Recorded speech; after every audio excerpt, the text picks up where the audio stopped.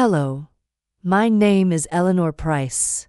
I'm 64 years old, a retired school principal, and until recently, I thought I had a good relationship with my daughter, or at least a tolerable one. I raised her mostly alone after her father passed away when she was 10. We didn't have much, but I gave her everything I could. My time, my attention, my sacrifices. I thought she remembered that. But on the day of my granddaughter's 7th birthday, a party with over 300 guests, catered food, rented clowns, a live pony, and a DJ, I found out exactly where I stood in her world. I was standing outside the venue's gate, wearing my best cream dress, holding a neatly wrapped gift I'd spent weeks planning, a hand-bound book of stories I used to read to my daughter when she was little, rewritten with my granddaughter's name in every tale. And the security guard didn't even look up when I approached. He just stuck out his palm and said, "Name? Eleanor Price." I replied, trying to smile, already feeling the weight of something off. He scanned the list, flipped it, looked again, then checked a smaller list in his back pocket. "Sorry," he said, shrugging. "You're not cleared. I'll have to ask you to step aside." "There must be a mistake," I said, keeping my voice calm. "I'm her grandmother." He looked uncomfortable. "I can't let you in, ma'am. Those are the instructions." The instructions. I remember that word echoing through me like a cold draft through an old house. I stepped back, trying to collect myself, not wanting to make a scene. A line of other guests flowed in behind me. Women in elegant dresses, men in expensive loafers, kids in party shoes squealing with excitement. A few looked at me curiously as I stood there, clutching my gift like a lost tourist. I tried calling my daughter, straight to voicemail. I tried again. Nothing. I thought about calling my son-in-law, but we were never close, and frankly, I doubted he'd do much even if I reached him. I stood by the hedge, just outside the entrance, for almost 20 minutes. At one point, the guard offered to call someone inside, but after a brief radio conversation with another staff member, he shook his head and told me, again, that he wasn't allowed to let me through. I should have left then, gone home, but instead, I walked around the side of the venue, hoping to catch a glimpse through one of the open garden gates. And that's when I saw it.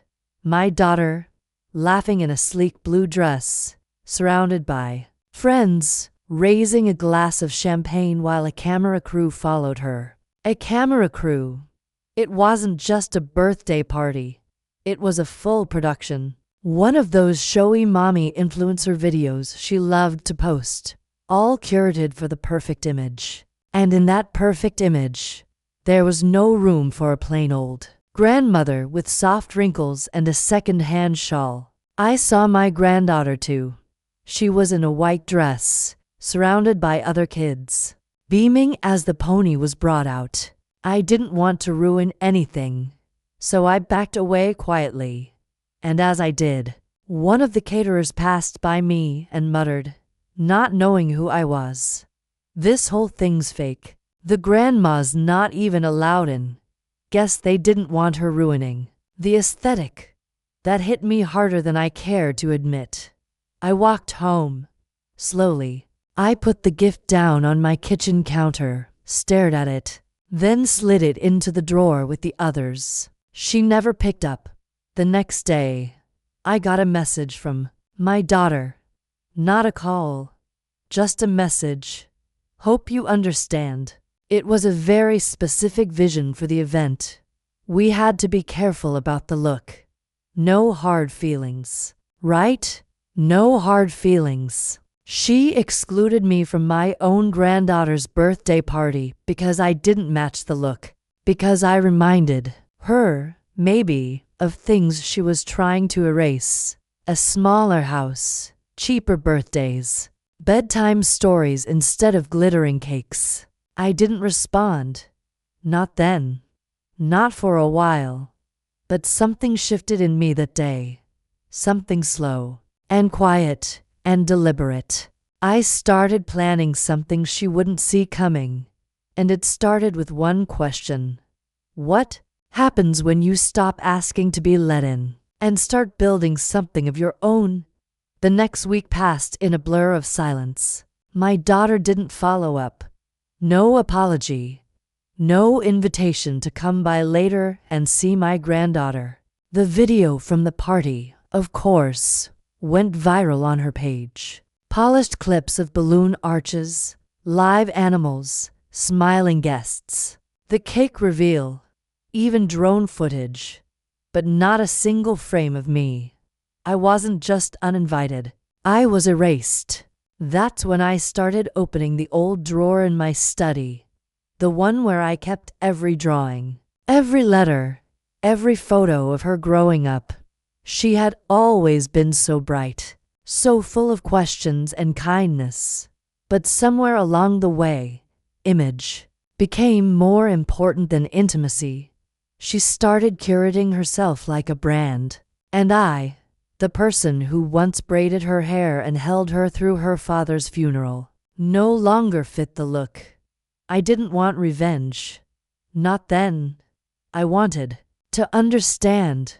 So I went to my neighbor's granddaughter, a sweet girl named April who helped with social media marketing. I asked her to walk me through how these influencer campaigns worked, how they monetized, how they staged, how they edited reality into something palatable. We spent afternoons at my kitchen table, April sipping tea while explaining things like engagement rates and brand partnerships. She showed me my daughter's sponsored posts, the parenting advice reels, the cooking demos, the soft-voiced affirmations. One video stopped me cold. It was posted 2 days after the party. My daughter, sitting with my granddaughter in her lap, said softly into the camera, "We're just a small, intentional family. We keep our circle close. No drama, just love." My granddaughter waved. The caption read, "Generational healing begins with setting boundaries, no matter who it offends." I stared at those words for a long time. That's how she framed it. I wasn't excluded. I was the drama, the poison, the thing to be healed from.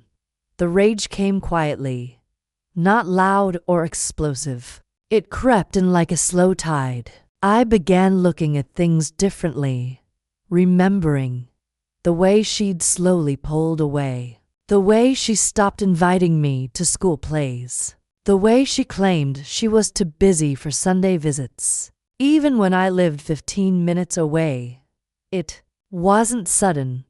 It was surgical, a quiet erasure over time, masked as mindfulness. I started journaling, not out of pain, but out of clarity. Dates, events, messages, things she claimed never happened. I printed screenshots, gathered voice messages. I wasn't planning to confront her. I was preparing to make peace with the truth. But then something happened that made me rethink everything. I ran into someone at the post office, an older woman I hadn't seen in years. My daughter's old piano teacher. She looked at me with genuine surprise and said, "I saw the party video. Your granddaughter looked adorable. You must be so proud of the speech you gave." What a moment. I blinked. "Speech?" She nodded. "Didn't you say something about raising strong women?" That part gave me chills. I didn't speak. I couldn't. Because I hadn't said a word. I hadn't even been there.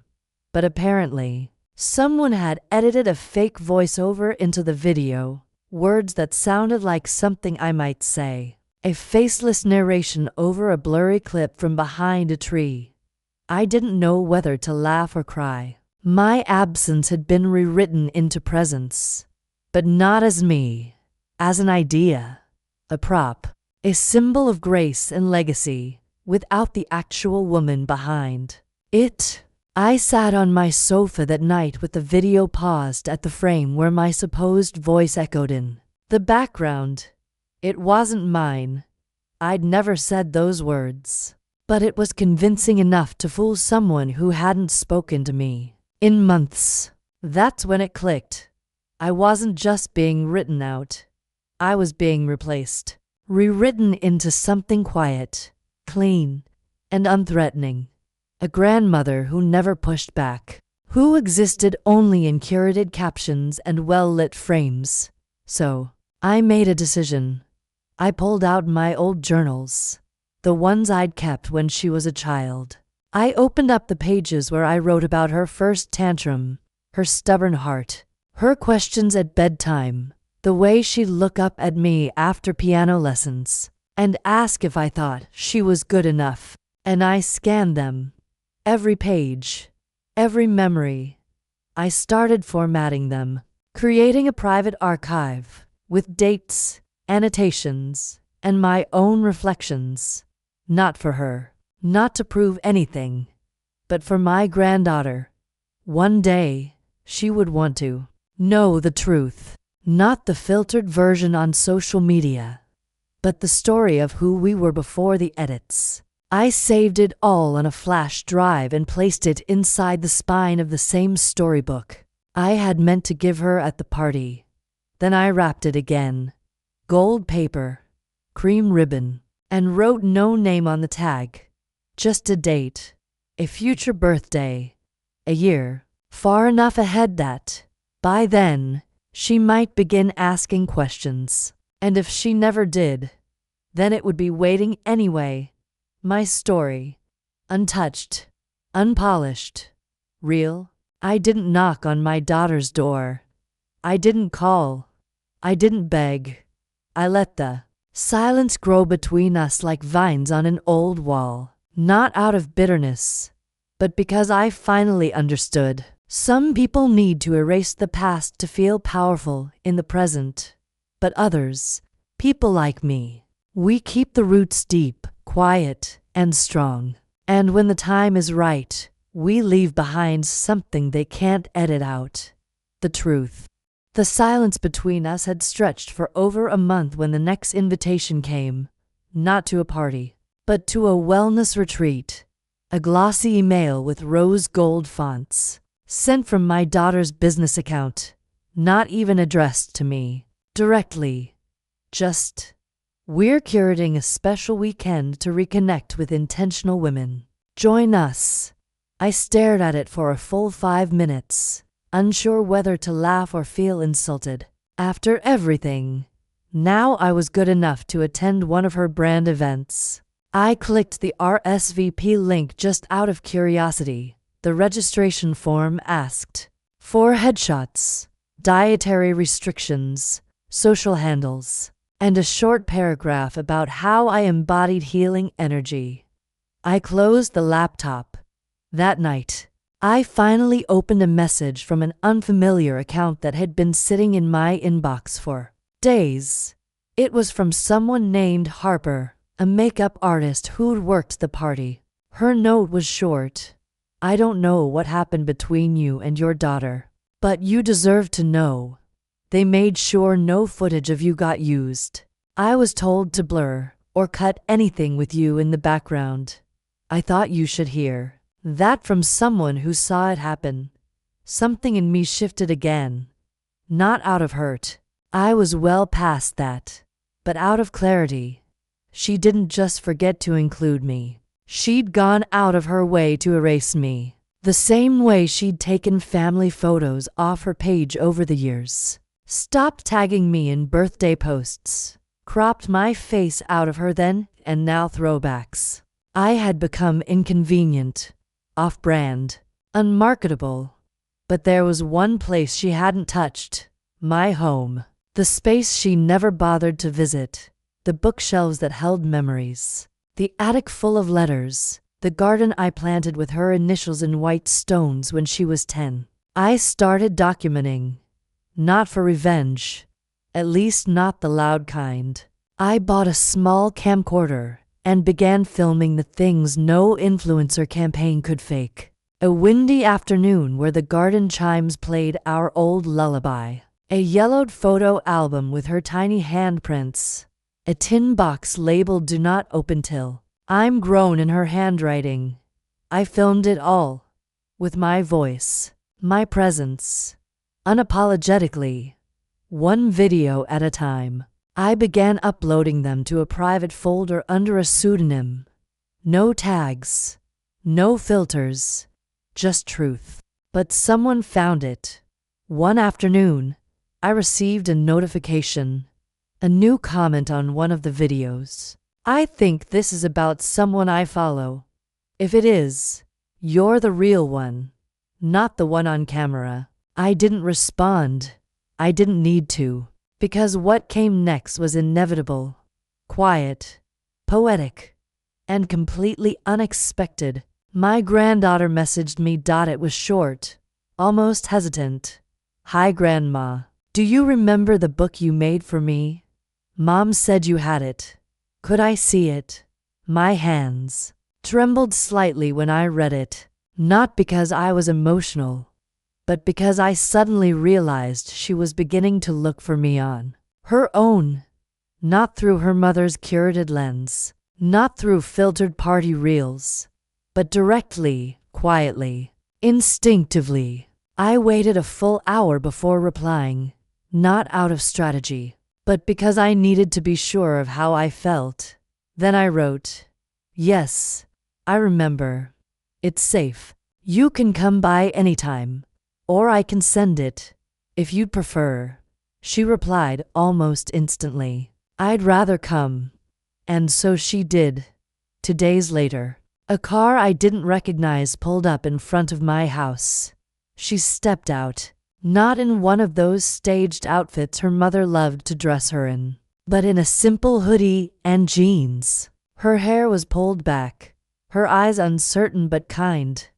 I opened the door slowly. "Hi," she said, like a question. "Hi, sweetheart," I answered. We stood like that for a beat too long, both unsure how to bridge the gap that had been widened not by our choices, but by someone else's edits. I didn't ask about her mother. I didn't mention the party, or the video, or the silence. Instead, I let her in. We sat at the kitchen table where her mom used to color with broken crayons and spill orange juice across her math sheets. I handed her the book, the gold wrapping still perfectly intact. She ran her fingers along the edge but didn't open it right away. "Mom said you weren't feeling well that day," she said carefully, watching me. I smiled gently. "That's one version." She didn't push, just nodded. I figured. That's all she said. But it was everything. She opened the book slowly, page by page, recognizing the stories I'd rewritten with her name, not her mother's, hers. She didn't cry. Neither did I. We were beyond that. But she looked up halfway through and whispered, "I thought maybe you didn't like me anymore." That almost broke me. I reached out, took her hand, and said, "You are the best part of everything I ever did." She didn't say anything after that. She just squeezed my fingers and kept reading. She stayed for almost 2 hours. We talked about everything but the obvious. School, books, her favorite kind of tea. I made her grilled cheese the way her mom used to like it, crust off, cut into triangles, and she smiled when I placed it in front of her like it unlocked a memory neither of us knew was still there. Before she left, she asked if she could borrow the book. I told her it was hers now. It was always for you. She nodded and tucked it into her backpack carefully, like it was made of glass. When the door closed behind her, I sat back down and let myself feel it. Not sadness, not joy. Something deeper. a kind of silent confirmation that I had done the right thing by waiting, by not fighting back with fury, but with something softer and far more enduring. The next morning, there was a knock at the door. I wasn't expecting anyone. Through the glass I saw a woman standing awkwardly, holding a tray of something. It was my daughter. For the first time in almost 5 months, she looked tired, like someone who hadn't slept well in weeks. I opened the door slowly, cautiously. "Hi, Mom," she said. I made banana bread." I nodded, stepping aside, not saying anything yet. She walked in like someone who didn't know if they were welcome. She placed the tray down on the kitchen counter and stood there, hands shaking just slightly. "She told me she saw you, that you gave her the book." I nodded again. Still nothing from me. She blinked hard. "I didn't think you'd still want to be involved after what happened." Still I didn't speak. She was looking for an opening, a crack, a shortcut to forgiveness. I wasn't going to give it. "I know I hurt you," she continued, voice thinner now. I didn't think you'd fit into the image we were building. I know that sounds horrible, but it was all growing so fast, and I couldn't control it. The brands wanted consistency, and you always asked too many questions, or wore things that didn't fit the palette. She trailed off, realizing what she was saying as she said it. I finally looked at her and asked, "Do you think your daughter cares about the palette?" Her eyes dropped. "No." "Then why should I?" She sat down at the table, the same place her daughter had been the day before. "I saw the videos," she whispered. "The ones you made. You didn't name me, but I knew. Every word, every pause. They weren't for you," I said gently. "They were for her. And for me. I know." She said, "That's what made them hurt the most." We sat in silence after that. Not warm silence, not cold, just stillness. She finally said, "I don't know how to fix this." "Then stop trying to fix it," I said. "Just stop editing it. Let it be what it is. Messy, human." "True." She didn't reply to that. Not right away. Instead, she stood, walked slowly toward the living room, and stopped in front of the fireplace. The same one where she used to hang paper snowflakes she'd cut out as a child. "I forgot how small this house is," she murmured. "But everything feels bigger in here. Realer." I didn't move. I wanted her to sit with that discomfort. She turned toward me again, her voice a little steadier. "If I asked, would you be willing to be part of it again? Not the brand, just her life. Mine, too. If you wanted." I considered that, really considered it. Because forgiveness doesn't mean returning to the same shape you were in before. Someone shattered you. Sometimes it means growing around the crack, making space for the damage and deciding not to let it rot. "I'll always be here," I said simply. "But I'm not a prop, not a backdrop, and not a secret." She nodded. "I know." Then, softer, "I'm sorry, Mom." I believed her. Not because she said it well, she didn't, but because, for the first time, she didn't say it like a caption. She said it like a daughter. When she left, she didn't hug me, but she touched my hand before walking out, and I think that meant more. That night, I got another message, this time from my granddaughter. Just 3 words. "Can I sleep over?" I smiled, set out the extra pillows, fluffed the blankets, lit the lavender candle she used to love. The front porch light stayed on, and for the first time in a very long while, it felt like someone was coming home, not to a party, not to a performance, but to a place where truth didn't need a filter. The sleepover was quiet, not in a sad way, in the kind of way that feels like healing. She arrived in fuzzy socks and an oversized sweater, her backpack slung over one shoulder, the book still tucked inside. She didn't bring toys or devices, just herself. We baked cookies. She insisted on doing the mixing even though half the flour ended up on the counter. I didn't mind.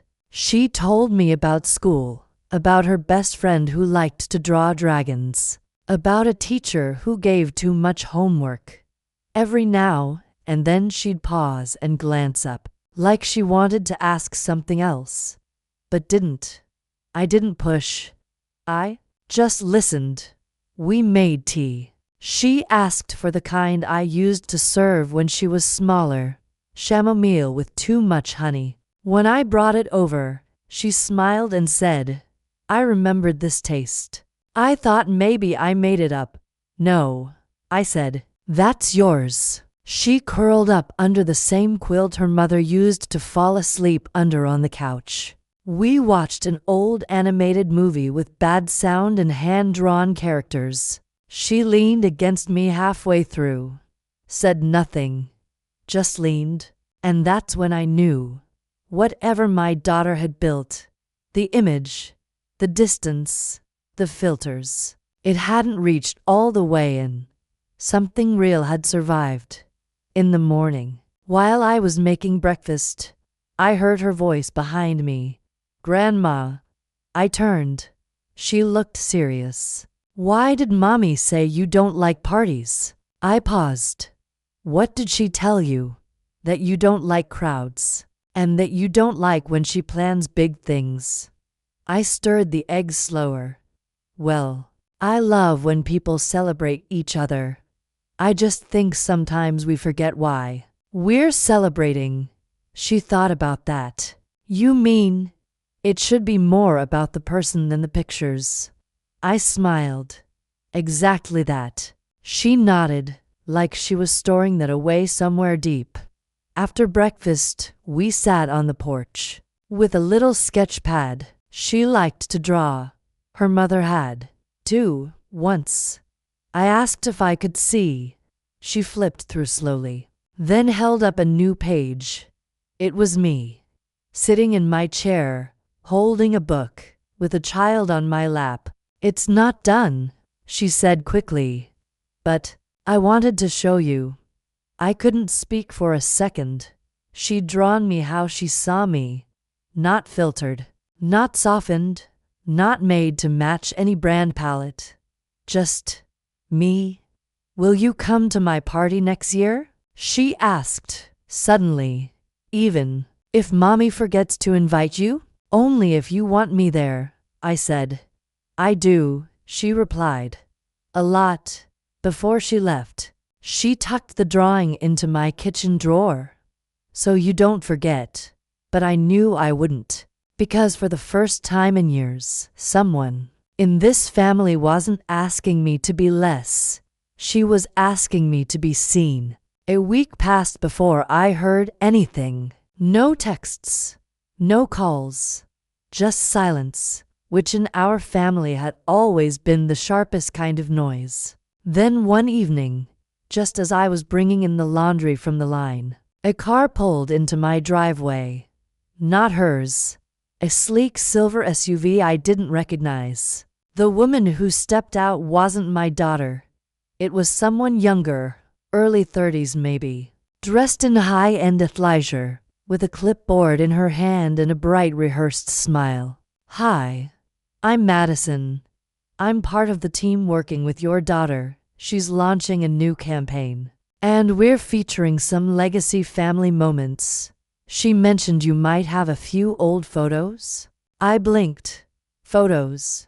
Yeah. Of birthdays, holidays, anything nostalgic. The heritage angle is really big with audiences right now. We'd love to include a quote from you too. Just a line or two about raising her. Maybe something emotional." She handed me a sheet, a prompt, a space for a sanitized memory. I stared at it for a long time before saying, "Did she ask you to come here?" Madison hesitated. "She said you might be hesitant, but she really wants you to be part of this." I handed the sheet back. "Tell her I'm not a prop." The woman's smile faltered just slightly. "Of course. Totally understand. But if you change your mind, I won't." She got back into her car without another word. I stood there in the doorway long after she drove off, trying to figure out what bothered me more. That my daughter still thought I could be used, or that she thought I'd say yes. That night, I opened the kitchen drawer and looked at the sketch again. Not the version of me that fit the campaign, but the one my granddaughter had drawn. That me looked like she belonged in her own home, like she didn't need permission to exist in someone else's story. I left it on the counter this time, in plain view, and in the morning, when I passed by it on my way to water the porch plants, it caught the light just right, and for the first time in years, I saw myself clearly, without being cropped out. 2 days later, I got a call from the school. Not from my daughter, from the teacher. Apparently, my granddaughter had asked to write about someone who inspired her for a class project. The teacher said she insisted it be you, and she asked if she could bring something from your house. A drawing, maybe. I said of course, and thanked her. But inside I was already bracing for what would come next. That afternoon, right before pickup time, I got a text. One I wasn't supposed to see. It was from my daughter. She must have sent it to the wrong number. "Make sure she doesn't show up today. I don't want her near the teacher. I'll handle the PR stuff myself later." My hands went cold. I stared at the message until the screen dimmed. There it was. The raw truth behind the polished smiles and curated family posts. I wasn't invited. I was erased. But my granddaughter had rewritten the invitation in her own handwriting. I drove to the school anyway, walked in calmly, carrying the drawing in a folder. The teacher welcomed me with a warm smile. She said you might come. My granddaughter's face lit up. When she saw me, she ran over, hugged me tight, then turned to her teacher. "This is my grandma." The grandma. They sat me down beside her, and she read her essay aloud. It wasn't long, but it was everything. My grandma is not famous. She doesn't have followers, but she always answers the phone when I call. She makes the best toast. She listens when I talk about dreams. She's not on TV, but she's real, and that's why I picked her. There wasn't a dry eye in the room. Even the teacher had to dab her eyes. I just sat there, trying not to cry in front of 15 third graders. And then the classroom door opened, and my daughter stood there, face like stone. She looked at me, then at her daughter, and her face didn't move. "We need to go," she said, voice clipped. My granddaughter clung tighter to my hand. "Can she stay for snack time?" she asked the teacher. The teacher smiled gently. "It's okay with me." My daughter didn't answer. She just stood in the doorway, jaw tight, fingers clutching her designer bag like it was a lifeline. I didn't move either. I simply reached into my tote, pulled out the tiny tin box I'd packed, crackers, apple slices, and a handwritten note folded into a napkin. My granddaughter opened it with a grin and began reading it to herself, mouthing the words. Her eyes twinkled. My daughter exhaled sharply. "You think this changes anything?" she muttered under her breath, only loud enough for me to hear. "No," I whispered back, "but it reminds her who I am." She stared at me for a second longer, then turned and walked away. I didn't watch her leave. I just passed the napkin over to my granddaughter and asked, "Can I sit with you?"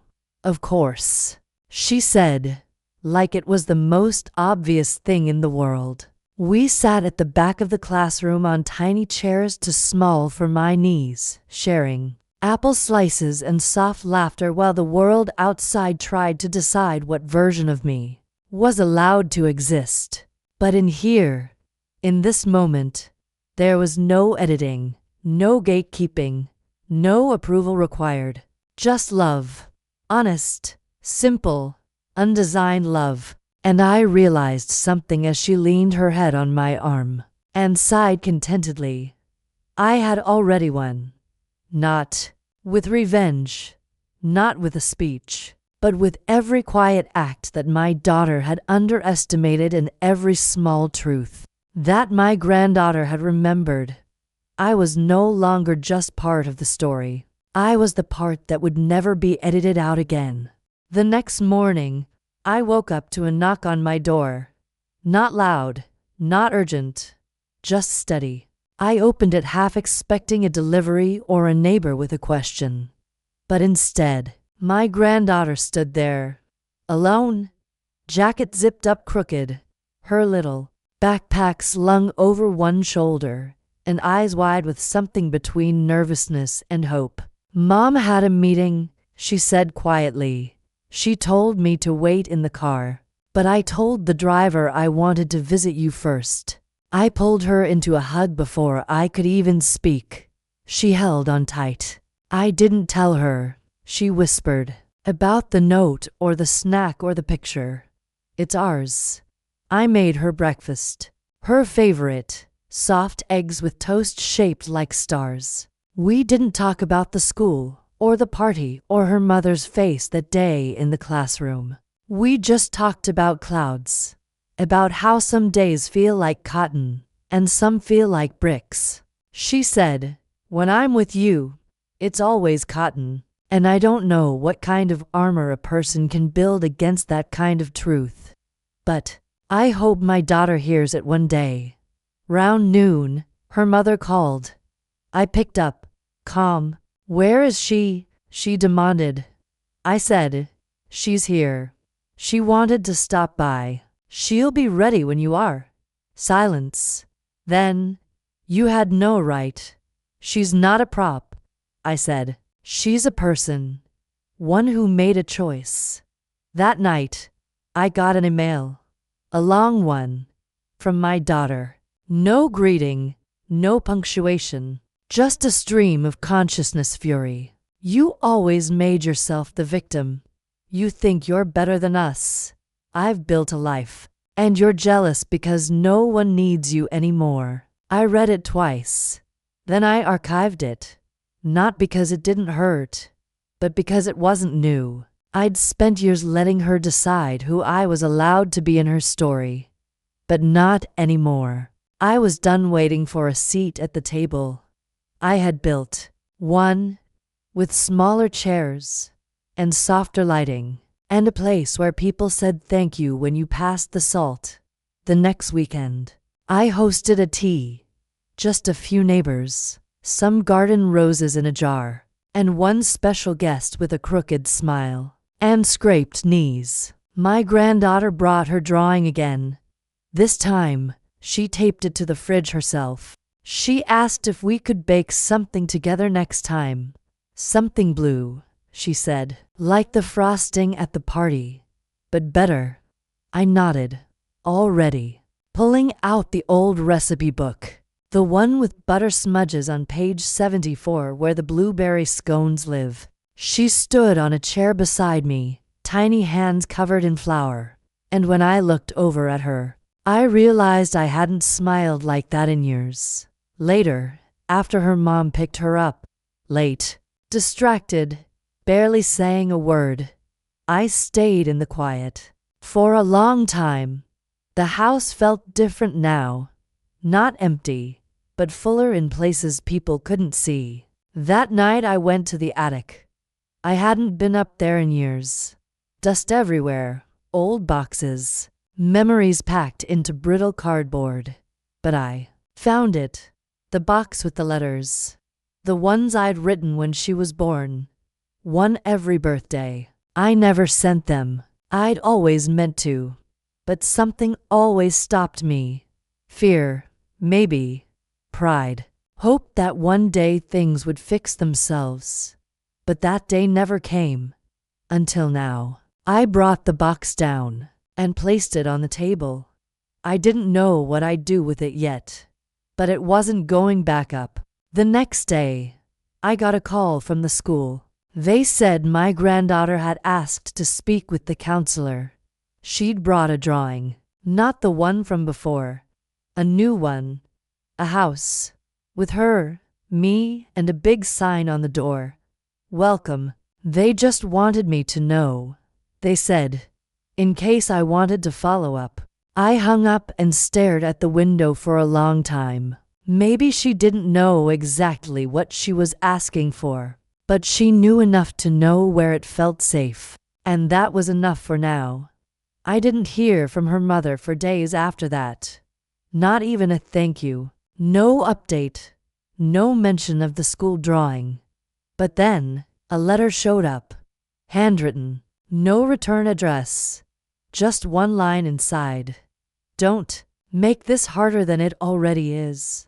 No signature, no warmth, just a warning wrapped in ink. I sat with it for a while, then I burned it. The next week, I picked my granddaughter up from school, with permission this time. She ran to me like it was the most natural thing in the world. We went for ice cream. She picked mint chocolate chip and told me it was the most hopeful flavor. I laughed and asked why. She shrugged. Because green means go. That night, I tucked her into bed at my house for the first time. She asked if I could read one of the birthday letters. I froze, then nodded. I read the one from her third birthday, the one where I said I hoped she always danced, even when the music stopped. When I looked up, she was asleep, her hand still holding mine. I didn't move for a long time. The next morning, her mom called. Not to say thank you, not to apologize, just to say, I want my daughter back. I told her, calmly, that she was always her daughter, and she always would be. But that didn't mean I'd vanish again. I said I had the letters, the drawings, and now I had the law. Because while she'd been silent, I'd been meeting with someone. Quietly, carefully. A woman who helped grandmothers like me make sure they never got erased again. We'll see about that, her mom said, and hung up. I poured myself a cup of tea. The sun was rising. My granddaughter was humming upstairs. That afternoon, the lawyer called. Her name was Camille, and she specialized in family reconnection cases. She said everything was moving forward. The affidavit was strong, the documentation airtight. But, she warned gently, this may get uglier before it gets better. I told her I wasn't afraid of ugly anymore. I'd lived through silence. This was nothing. That evening, I got another surprise. The security guard from the party, the one who turned me away, showed up at my door. I didn't recognize him at first, not in plain clothes, but he introduced himself. His name was Marcus. I just wanted to say, I'm sorry, he said. I was doing my job, but I didn't know what they'd told people. I didn't know you were her grandmother. I looked at him for a long moment, then offered him tea. He declined, said he couldn't stay, but handed me something, a photo. It was a still from the event's internal footage. A moment when my granddaughter had slipped away from the crowd, stood near the gate, and looked back, right at me. They erased that part from the official cut. Marcus said, thought you might want to see it. I stared at the image. My granddaughter's face, pressed with confusion. Her small hand lifted slightly as if she was about to wave. My heart ached, but it also steadied. Thank you, I said. After he left, I made copies. One for my file, one for Camille, one for the memory box I was slowly building for her. The real her, not the curated version they paraded around. The next week, I mailed a birthday card. Late, yes, but honest. I wrote, I'm sorry I wasn't there when you blew out your candles, but I'll be here for the years you haven't lived yet. That's my promise. The envelope wasn't returned. 2 weeks later, I got a call. Unknown number. I almost didn't answer, but something told me to. Hi, said a small, clear voice. Grandma. I didn't speak right away. I couldn't. I just listened to the silence on the other end. Then, I got your card. The one with the butterflies. I liked it. My knees nearly buckled. I sat down slowly, breath trembling. Sweetheart, I finally managed. I've been waiting to hear your voice. She told me she used her mom's phone when no one was looking. That she remembered me, even if they tried not to talk about me. She said, they told me you didn't care, but I knew that wasn't true. I cried. Quietly, she kept talking. We stayed on the phone for 8 minutes and 42 seconds. I counted every one of them like a prayer. After the call, I sat in the dark for a long time, not mourning what had been taken, but marveling at what had survived. A thread, invisible and frayed, but unbroken. That night, I wrote a new letter. Not for the courts, not for Camille, just for her.